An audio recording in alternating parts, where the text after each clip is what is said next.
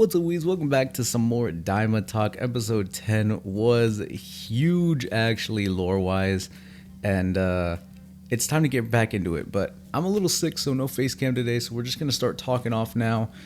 Let's talk about Majin Ku versus Tamagami 1. We left off episode 9 where he was ordered to go show off his strength and fight Tamagami 1, and it was kind of woven throughout the entire episode, but we'll just talk about it all right here. He is kind of strong. We really don't know the difference between Tamagami 3 and Tamagami 1 in terms of strength, but only assuming through, like a leveling system, Tamagami 1 is the strongest one, and he's really strong.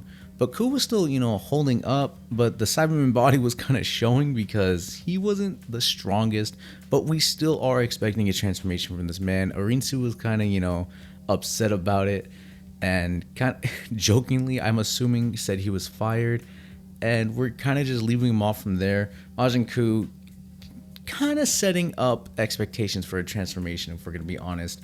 As far as the gang and all of them, we're arriving at the second demon world, and we've already arrived pretty close to Tamagami 2. I don't think we're going to spend the most time here in the second demon world, because a lot of these planets are desolate that they've shown us so far.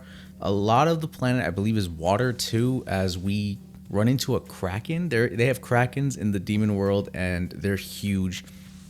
So huge, in fact, that after fighting a bunch of, Gendamiri ships that Goku takes out himself, they run into the Kraken and they destroy their ship, and they're kind of stranded now.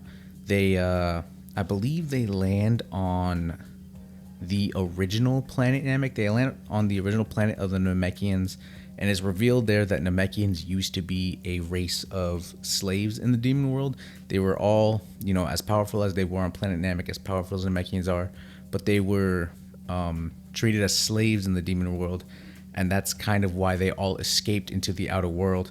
And we got a lot of lore on the outer world, by the way. Someone called Super Majin Rimus was the one who created the entire multiverse, and sent a lot of Glins, like Supreme Kai's race, out to watch over these universes. And that's how we got lore on how, like, Gowasu, Supreme Kai, all these other Kais of all the other universes, how they got there, how a lot of the other races got there. But after a certain point, Dabura's father, whose name is Abura, actually started limiting warp travel in the demon world, so a lot of people couldn't really get out as freely as they wanted before. And that's how Supreme Kai escaped. He had to sneak away because this rule was already set in place. And while they're talking about all of that, Vegeta, his crew, Vegeta, Bulma, Piccolo, and Nibis all show up. They jokingly say, Goku was scared of or Vegeta says Goku was scared of the crack and he couldn't even be that big. Sees it, kind of takes it back a little bit.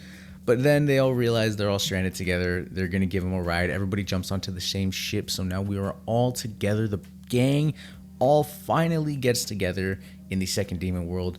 And the episode ends with, right before they take off, they reveal that Neva, the Namekian behind how this all started, is on that abandoned Namek planet, and he is approaching the ship right before they leave. So we're kind of left off with that little bit that Neva's gonna confront them. Maybe they're just gonna show that he's in the shadows, that he's just plotting something. But right now he is approaching the ship, and that's where the episode ends off. So we're really waiting for that. But this is the halfway point of Daima, I believe. That's what I was seeing a lot on Twitter and stuff, that this is the halftime for Daima. This is the halfway mark for Daima. So if we're halfway through, we're going to see a lot of jumps for the next 10 episodes. This is really where the meat and potatoes is going to be. We got to see what Neva's going to do. We got to see if Majin Ku is going to transform and how strong he is going to be. And if we're going to get all the Dragon Balls and wish ourselves back to normal before the big final fight. I'm very excited. Daima is looking very good. And I will catch y'all in the next video.